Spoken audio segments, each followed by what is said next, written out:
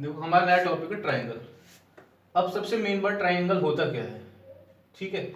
अगर मैं इस पे जाऊं, जैसे मैंने लिख रखा है ट्राइंगल लिख रखा है, ठीक।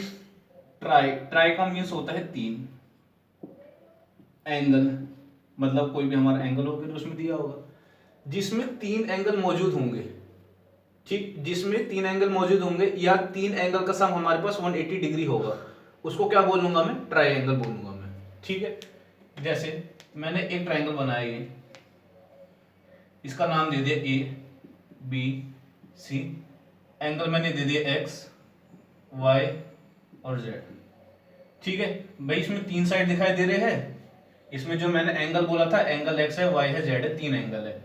और इन तीन एंगल का सम किसके इक्वल होना चाहिए, हमेशा 180 डिग्री के इक्वल होना चाहिए, तब जाके मैं इसको ट्रायंगल बोलूंगा। अब ट्रायंगल तुम्हारे अलग अलग तरीके के होते हैं, स्केलन होता है, आइसोस्केलेस होता है, इक्विलेटरल ट्रायंगल होता है। तो सबसे पहला स्केलन क्या होता है हमारा, ठीक है। हमारा स्केलन ट्रायंगल होता क्या है, तो सबसे पहले मैंने क्या करा, एक ही ट्रायंगल बनाया, नाम दे देता हूँ, ए दे देता हूँ, बी दे देता हूँ, सी दे देता हूँ इसमें, ठीक है। तो स्केलन ट्रायंगल होता क्या है, स्केलन ट्रायंगल उसको बोला जाएगा अगर ए बी की लंबाई और ए सी की लंबाई और बी सी की लंबाई इक्वल नहीं है, मतलब A B is not equal to A C is not equal to B C. अगर ये तीनों साइड इक्वल नहीं आ रहे हैं तो मैं क्या बोलूंगा, ये हमारे पास स्केलन ट्रायंगल है, ठीक है। सेकंड, अब हम जानते हैं एक होता है आइसोस्केलेस होता है हमारे पास। अब आइसोस्केलेस ट्रायंगल क्या होता है, ठीक। फिर मैंने क्या करा, एक ट्रायंगल बनाया, मैंने इसका दे दिया नाम, ए दे दिया, इसको बी दे दिया और इसको मैं बोल देता हूँ सी, ठीक है। तो आइसोस्केलेस ट्रायंगल किसको बोला जाएगा, आइसोस्केलेस ट्रायंगल उस ट्रायंगल को बोला जाता है जिसकी दो साइड इक्वल हो। कोई सी भी दो साइड इक्वल होगी जिस भी ट्रायंगल की, उसको आइसोस्केलेस ट्रायंगल बोला जाएगा। तो मैं इसमें ले लेता हूँ कि जो मेरे पास ए बी है वो इज इक्वल टू हो जाएगा ए सी के इक्वल हो जाएगा, तो ये मेरा आइसोस्केलेस ट्रायंगल होगा।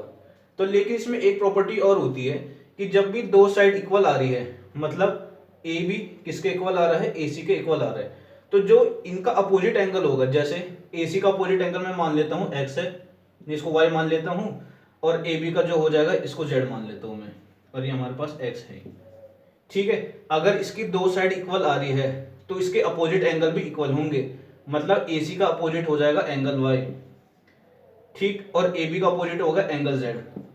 तो ये दो एंगल भी इक्वल होंगे किसमें, आइसोस्केलेस ट्रायंगल में। और एक आखिरी बचा हमारा इक्विलेटर ट्रायंगल बचा हमारा, एक हमारा बचा इक्विलेटर ट्रायंगल। अब ये होता क्या इक्विलेटर ट्रायंगल, फिर से मैं एक ट्रायंगल बनाऊंगा, ए नाम दे दिया, बी नाम दे दिया, सी नाम दे दिया, इक्विलेटर ट्रायंगल, ठीक है। एक भी साइड इक्वल नहीं थी स्केलन में, आइसोस्केलेस में क्या थी हमारी, दो साइड इक्वल थी। अब इसमें क्या हो जाएगी हमारी, इसमें हमारी तीनों साइड इक्वल हो जाएंगी, मतलब ए बी, ए सी और बी सी तीनों इक्वल है, ठीक है। तो इक्विलेटरल ट्रायंगल किसको बोला जाएगा, जिसमें हमारी तीनों साइड इक्वल होंगे।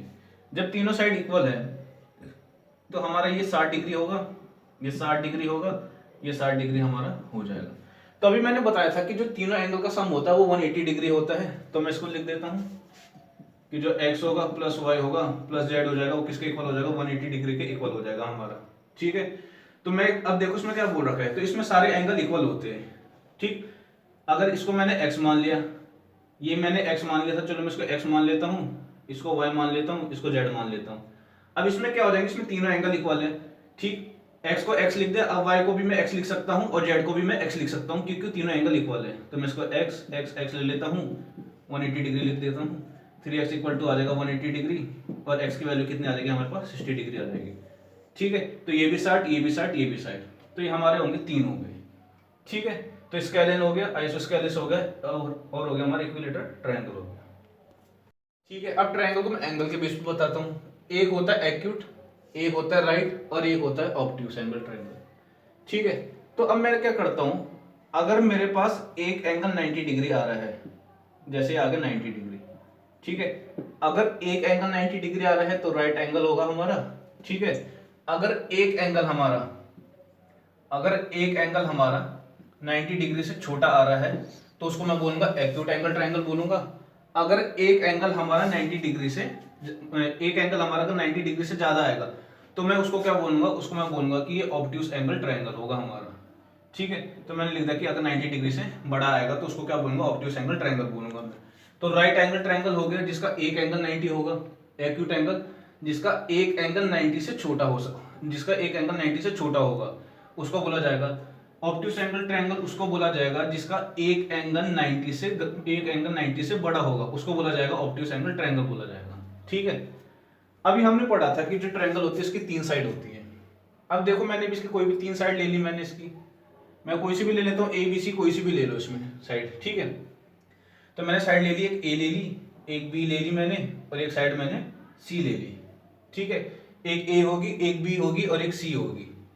अब मैंने क्या करा, मैंने इनके साइड का स्क्वायर कर दिया, A का स्क्वायर, B का स्क्वायर और C का स्क्वायर।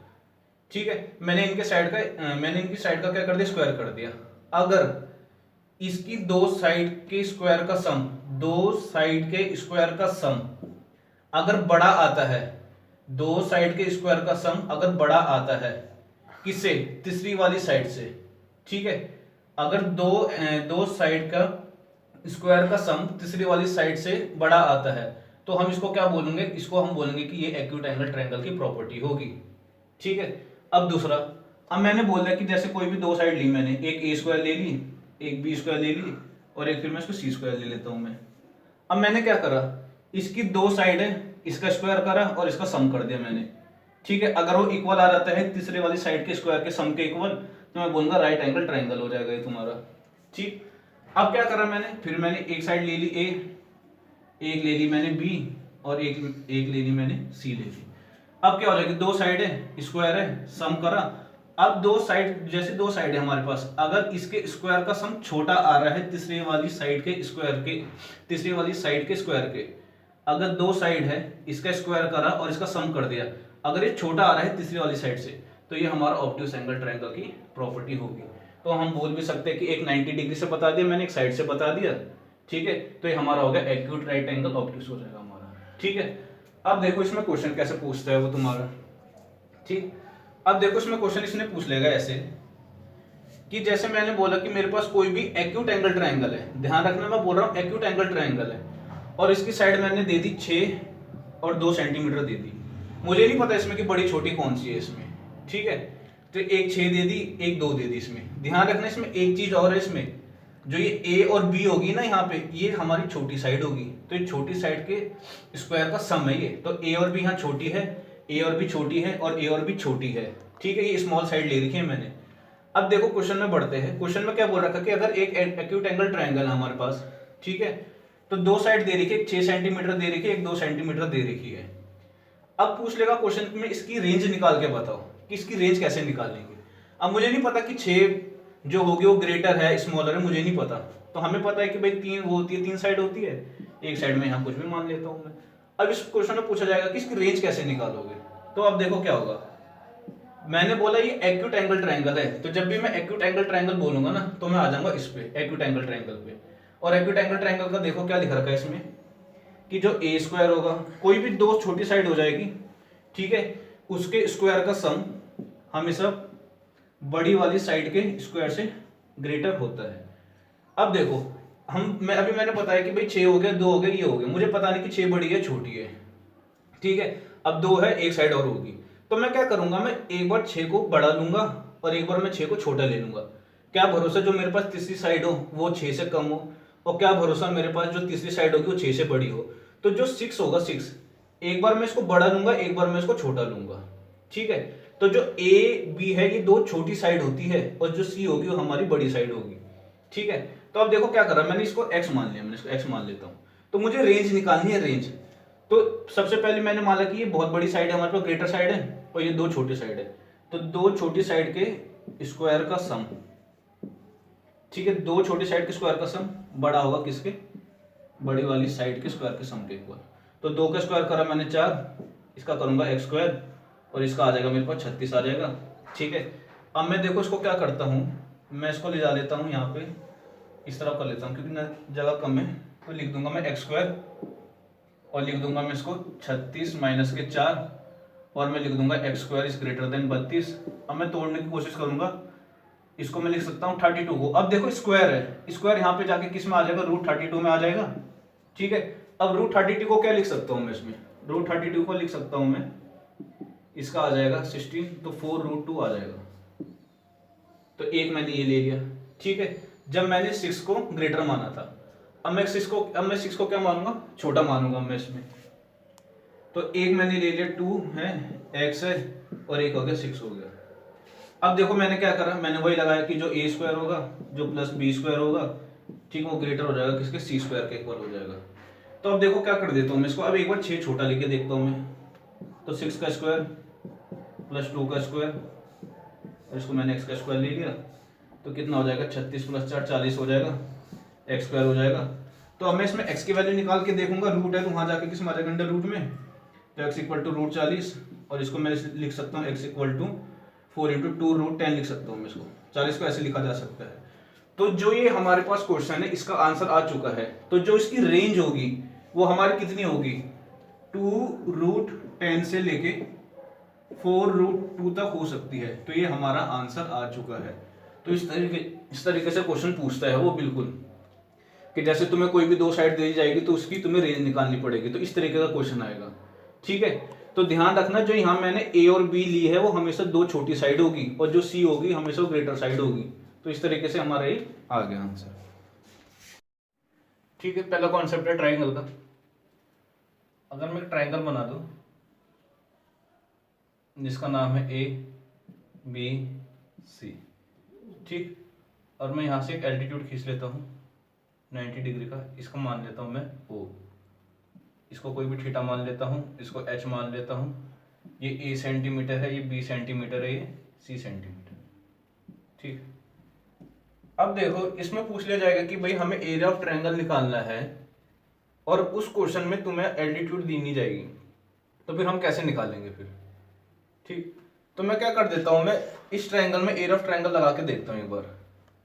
तो मैंने लगाया एरिया ऑफ ट्रायंगल, इस ट्रायंगल में एरिया ऑफ ट्रायंगल लगाता हूँ, कितना आएगा, हाफ, बेस कितना मेरे पास c, और हाइट कितनी है h मेरे पास, ठीक है। तो इसको मैं मान लेता हूँ, पहली इक्वेशन मान लेता हूँ मैं इसको, ठीक। अब मुझे क्या करना है इसमें से, अब मुझे इसमें से h हटाना है, क्योंकि अगर क्वेश्चन में हमें एल्टीट्यूड ना दी जाए तो फिर क्या होगा इसमें, ठीक है। लेकिन एंगल देना जरूरी है, तब जाके वाला फॉर्मूला लगेगा इस पे। तो मुझे h को हटाना है, तो h की वैल्यू निकालता हूँ मैं। तो ऐसा कोई सा फॉर्मूला जिसमें h आता हो, जिसमें a आता हो, ठीक है, मतलब जिसमें परपेंडिकुलर आता हो और हाइपोटेन्यूस आता हो। तो हम जानते हैं जो साइन थीटा होता है वो किसके इक्वल होता है, वो होता है हमारा परपेंडिकुलर अपॉन हाइपोटेन्यूस। परपेंडिकुलर हमारे पास है h और हाइपोटेन्यूस है a, तो मैं इससे निकाल दूंगा a sine theta is equal to h। इसको मैं सेकंड इक्वेशन मान लेता हूँ। अब जो सेकंड इक्वेशन में है h equal to a sine theta, मैं इसमें पुट करके देखता हूँ, पहले वाले में पुट करता हूँ, तो कितना आ जाएगा, half into C into a sine theta. तो ये हमारा एरिया ऑफ ट्रायंगल निकल गया हमारा, ठीक है। अगर हमें जौन सा भी एंगल दे रखा है, जैसे थीटा दे रखा है, तो इन दोनों साइड को मल्टीपल होगा। अगर ये वाला एंगल दे दिया जाता तो इन दोनों साइड को मल्टीपल होता, अगर ये वाला एंगल दे दिया जाता तो इन दोनों साइड का मल्टीपल होता है। तो इस पर एक न्यूमेरिकल करते हैं, जैसे मैंने लिखा जैसे ट्रायंगल है कोई सा भी, ये 3 सेंटीमीटर है, 4 सेंटीमीटर है, ये 45 डिग्री का एंगल है, ठीक है, ए बी सी। इसमें क्या निकालना है, इसमें मुझे एरिया निकालना है। तो इसमें एरिया कैसे निकालूंगा, वही फॉर्मूला मैं जानता हूँ, हाफ, ठीक है, इन दोनों साइड को मल्टीपल 12 इंटू कितना हो जाएगा, साइन, इंटू हो जाएगा साइन 45 डिग्री हो जाएगा, काटने जरा 6 इंटू साइन 45 होता है 1/√2। तो आंसर हमारे पास आ जाएगा 2√3, हमारे पास आ जाएगा 3√2 आंसर आ जाएगा। ये आंसर होगा। ये पहला कॉन्सेप्ट है।